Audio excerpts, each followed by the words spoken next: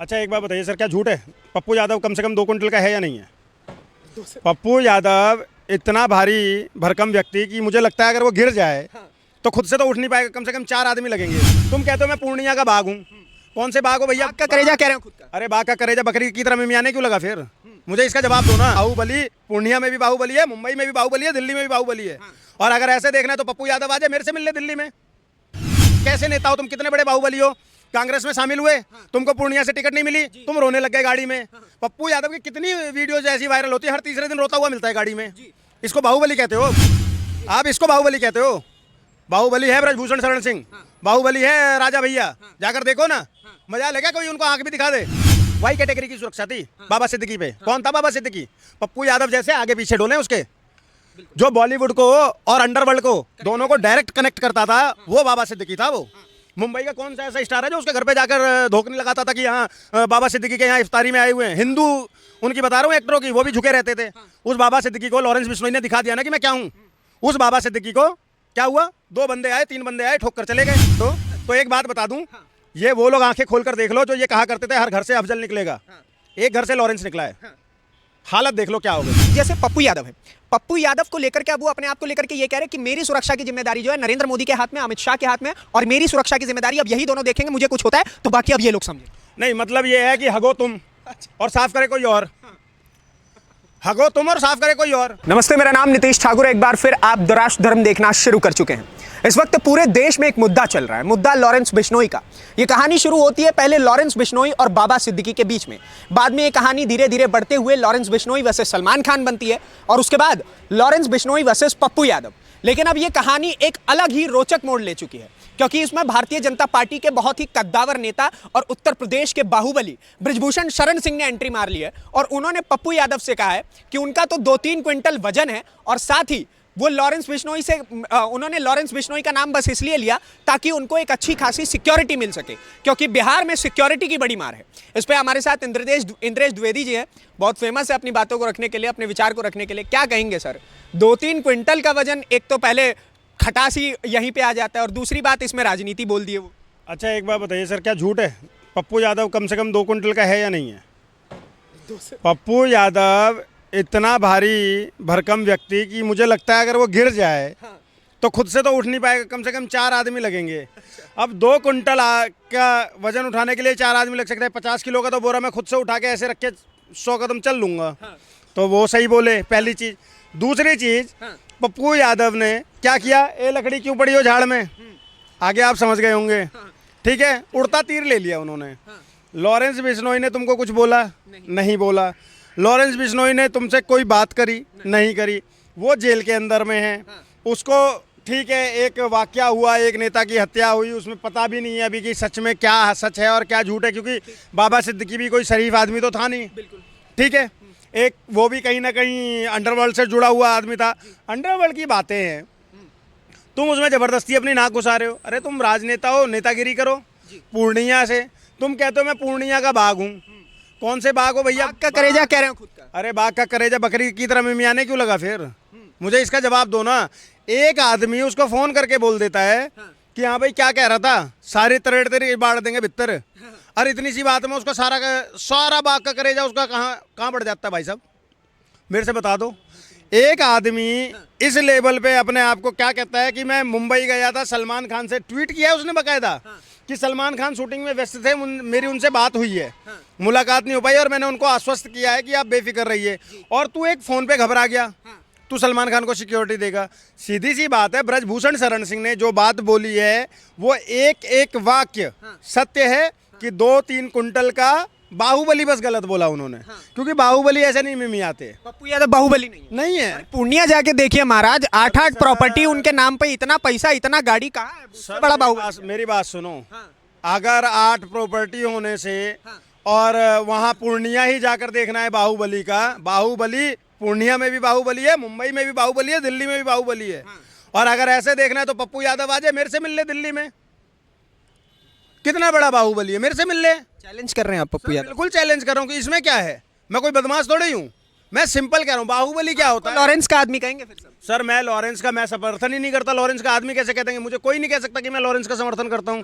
मेरा सिंपल सा कहना ये, ना मैं लॉरेंस का समर्थन करता हूँ, ना मैं सलमान का समर्थन करता हूँ, ना मैं बाबा सिद्दीकी का समर्थन करता हूँ, ना मैं पप्पू यादव का समर्थन करता हूँ, लेकिन मैं ब्रजभूषण शरण सिंह के एक एक वाक्य का समर्थन यहाँ पर कर रहा हूँ कि पप्पू यादव ने बोला ये लकड़ी क्यों पड़ी हो झाड़ में, आ घुस जाओ मेरी डैश में। सीधी सी बात है। पप्पू यादव को ये समझना चाहिए तुम एक राजनेता हो, राजनीति करो और इससे इधर मत जाओ।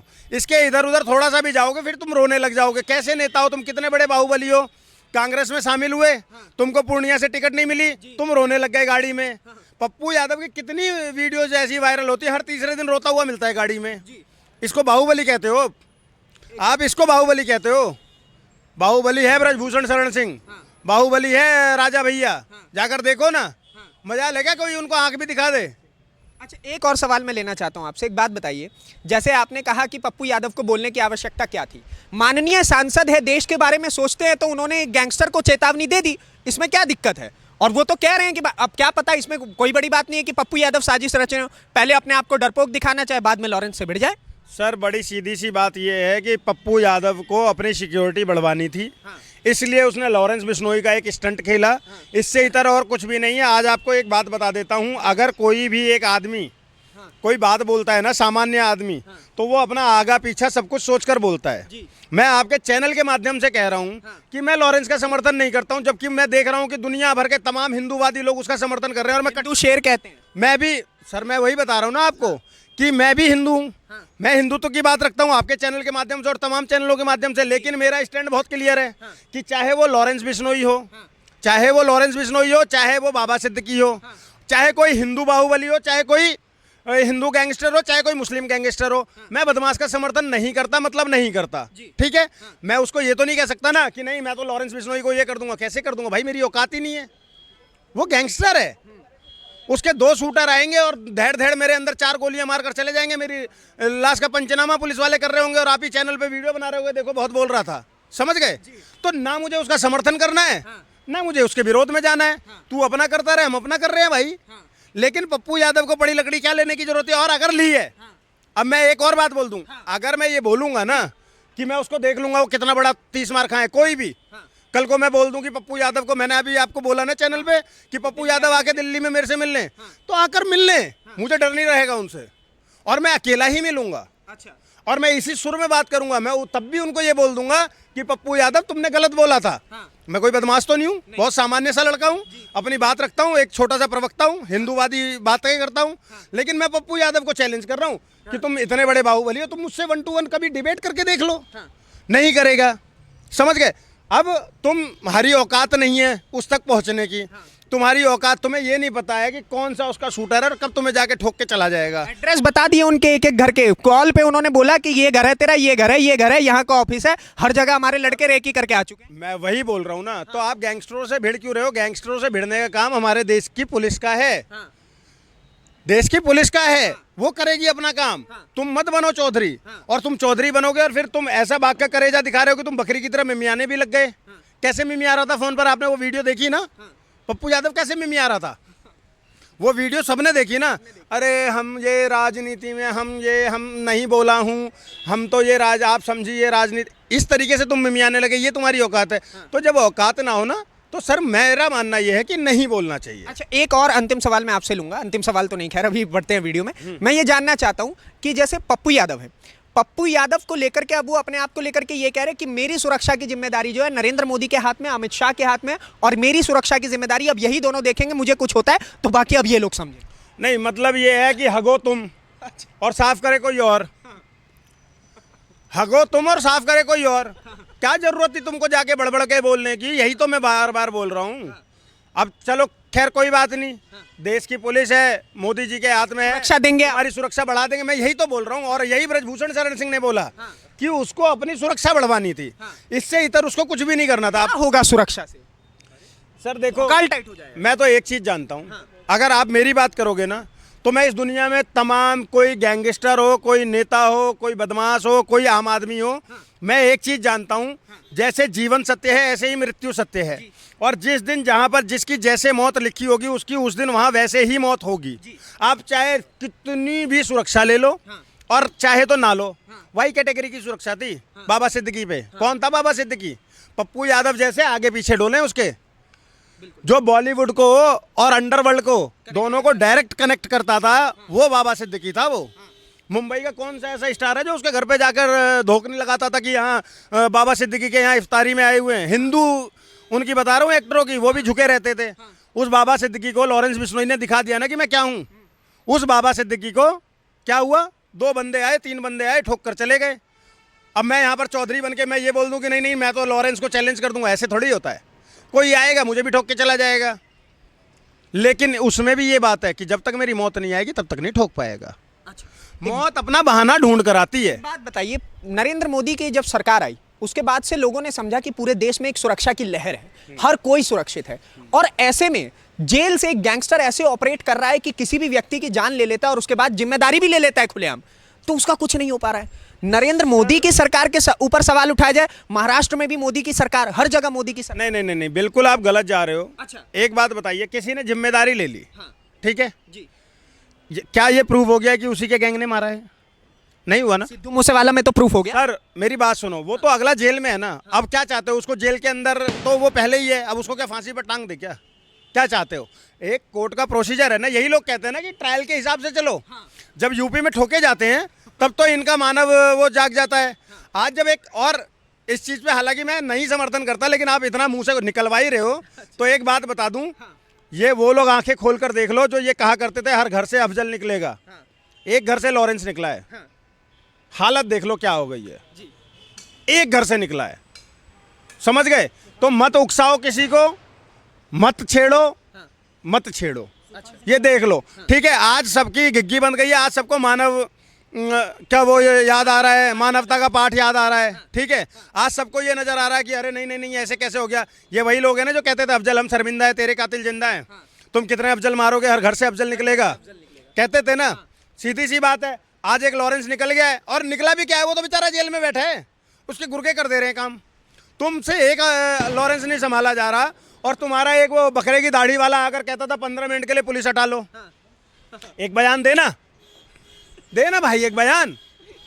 मैं समर्थन नहीं करता हूं बदमाशों का, लेकिन तुम जबरदस्ती मेरे मुंह में उंगली डालोगे तो सीधी सी बात है भैया, वो बदमाश नहीं है मेरी नजर में। जो निज्जर जैसों का, खलिस्तानियों का सफाया कर रहा है, अगर वो ऐसे काम कर रहा है तो वो बदमाश नहीं है। शेर को शेर रहने दो, तुम इंसान बन जाओ, सिर्फ इंसान बन जाओ, इंसानियत से जी लो, सब कुछ हो जाएगा। और उनके लिए ये बहुत बड़ा वो है। देखो अभी तक मैं उसका समर्थन इसलिए नहीं करता क्योंकि वो गैंगस्टर है, लेकिन मैं उसका विरोध भी क्यों नहीं करता ये बता देता हूँ। मैं उसका समर्थन नहीं करता, लॉरेंस का समर्थन मैं बिल्कुल नहीं करता हूँ क्योंकि वो एक गैंगस्टर है, लेकिन मैं उसका विरोध क्यों नहीं करता हूँ उसका भी कारण मैं बता देता हूँ। मैं विरोधी भी नहीं हूँ उसका। उस बंदे का अभी तक मैंने किसी का भी एक भी हत्या ऐसी नहीं देखी है जिसकी उसने जिम्मेदारी ली हो और वो आदमी बहुत अच्छा रहा हो, पहली बात। दूसरी बात, उस बंदे ने धमकी भी दी है तो किसको दी है? एक अपने समाज वाले के लिए दी है। वो कह रहा है तुम माफी मांग लो, खत्म हो जाएगा, ठीक है? लेकिन अब दूसरी बात पे आ जाता हूँ। मैं उस पर ज्यादा नहीं बोलूंगा ना। मैंने क्या बोला? मैं जैसे इस बात को समझना, जैसे मैं गांधी का समर्थन नहीं करता, मैं गोडसे का भी समर्थन नहीं करता, ऐसे ही मैं सलमान का समर्थन नहीं करता, मैं लॉरेंस का भी समर्थन नहीं करता। समझ गए? इस बात को बहुत बारीकी से समझो कि मेरे लिए ना गांधी ना गोडसे, ऐसे ही ना सलमान ना लॉरेंस, मेरे लिए हिंदुस्तान का 110 करोड़ हिंदू सनातनी सबसे ऊपर है। और लॉरेंस का मैं विरोध क्यों नहीं करता हूं वही आपको बताना चाह रहा था, उसको सुन लो। क्योंकि वो सनातन के विरोधियों को धमका रहा है। मुनव्वर फारूकी ने माता सीता का और श्री राम जी का अपमान किया। क्या क्या क्या 13 करो गिन गिन के इंतजार आजा, उस गाने पर लेकर उसने वो किया। ऐसे बंदे को धमकी दे रहा तो बिल्कुल सही दे रहे हैं ना भाई। तमाम हिंदू संगठन शांत बैठे हुए हैं। वो मुनव्वर फारूकी साला बिग बॉस जीत जाता है, वो मुनव्वर फारूकी रोड शोज करता है, वो मुनव्वर फारूकी जगह जगह जाके अपने शोज कर रहा है। उसको कोई तो एक बंदा खड़ा होकर ये बोला कि हाँ भाई तुझे ठोकूंगा, ताकि आगे उसके दिल में डर रहेगा तो वो माफी तो मांगेगा। अगर आप एक बात बताइए ना, गुस्ताखे रसूल की एक ही सजा सरतन से जुदा, तो अपमाने राम की क्या सजा होनी चाहिए? आप बता दो। तब हमारे लिए अपमाने राम की एक ही सजा, सरतन से जुदा, अच्छा, धड़ से जुदा, सर धड़ से जुदा, बिल्कुल चलिए होना चाहिए। ठीक, अंतिम सवाल पे आना चाहता हूं मैं। सलमान खान है एक तरफ, ठीक है, आपने सभी को अपने अपने हिस्से से समझाया कि पप्पू यादव को क्या करना चाहिए, ब्रजभूषण ने क्या बात कही, लॉरेंस को क्या करना चाहिए, क्या सही है क्या गलत है। सलमान खान के लिए क्या नसीहत, माफी मांगनी चाहिए कि नहीं मांगनी चाहिए? बिश्नोई समाज भी आपका समाज है, आप हिंदुओं की बात करते हैं, हिंदुओं का एक बहुत प्रमुख समाजों में से एक है। सर मैं बहुत एक सिंपल सी बात जानता हूं कि अगर किसी की माफ़ी मांग लेने मात्र से, जो अपराध आपने किया है उसके लिए माफ़ी मांग लेने से किसी का ईगो सेटिस्फाई होता है और उससे शांति बहाल होती है, तो माफ़ी बड़ी चीज़ नहीं है, मैं भी मांग लूँगा, ठीक है। लेकिन भी है उसमें कि उसमें एक चीज़ सोचना पड़ेगा, प्रतिष्ठा तो सबकी है ना। अगर उसने वो अपराध किया है तो वो माफ़ी मांग ले, नहीं किया है तो ना मांगे, सीधी सी बात है। मैंने बोला ना, मैं ना सलमान का समर्थक हूँ ना विरोधी हूँ, ना लॉरेंस का समर्थक हूँ ना विरोधी हूँ। हाँ, मैं तमाम उस व्यक्ति का, सलमान का भी बता दूं विरोधी क्यों नहीं हूँ, समर्थक नहीं हूँ, क्यों? क्योंकि हाँ उसने वो किया था गलत, ठीक है, और बहुत सारे गलत काम किए हैं उसने, इसलिए विरोधी हूँ, मतलब उसका समर्थन नहीं करता हूँ। लेकिन उसका विरोध क्यों नहीं करता हूँ ये बता देता हूँ। शायद बॉलीवुड में जितने भी ये तमाम हिंदूवादी चेहरे हैं ना, उन सबसे मुखर होकर ना सलमान खान गणपति का अपने घर में विराजमान कराता है। सलमान खान ने एक बच्ची अगर उसको फुटपाथ पर कहीं मिली और उसको अपने घर में लाकर पाला, तो सलीम खान और सलमान खान का वो करेज था कि उन्होंने उसका नाम अर्पिता रखा, उसको हिंदू रीति रिवाज से ही पाला और हिंदू रीति रिवाज से शादी करी, समझ रहे हो। तो मैं उस चीज़ को देखता हूँ कि एक व्यक्ति अगर इस तरीके के कृत्य कर रहा है, उसके घर में माता की स्थापना होती है 9 दिनों के लिए, तो वो चीज़ मुझे, इसलिए मैं उसका विरोधी नहीं हूँ और समर्थन इसलिए नहीं करता क्योंकि उसने पहले पूर्व में बहुत सारे पाप किए, जैसे काला हिरण मारना हो गया या वो रोड रेस करना, सड़क पर दारू पीकर गाड़ी चला देना, ऐसे भी कृत्य किए हैं उसने, तो इसलिए उसका समर्थन भी नहीं करता हूँ, समझ गए। बहुत बहुत धन्यवाद हमारे साथ बातचीत करने के लिए। तो आपने सुना कि इनके हिस्से की राय क्या थी, बाकी आपके हिस्से की क्या राय है लॉरेंस बिश्नोई को लेकर के हमें कमेंट बॉक्स में जरूर बताइए। अगली वीडियो में आपसे फिर से मुलाकात होगी, तब तक के लिए दीजिए इजाजत। धन्यवाद, नमस्कार, जय हिंद।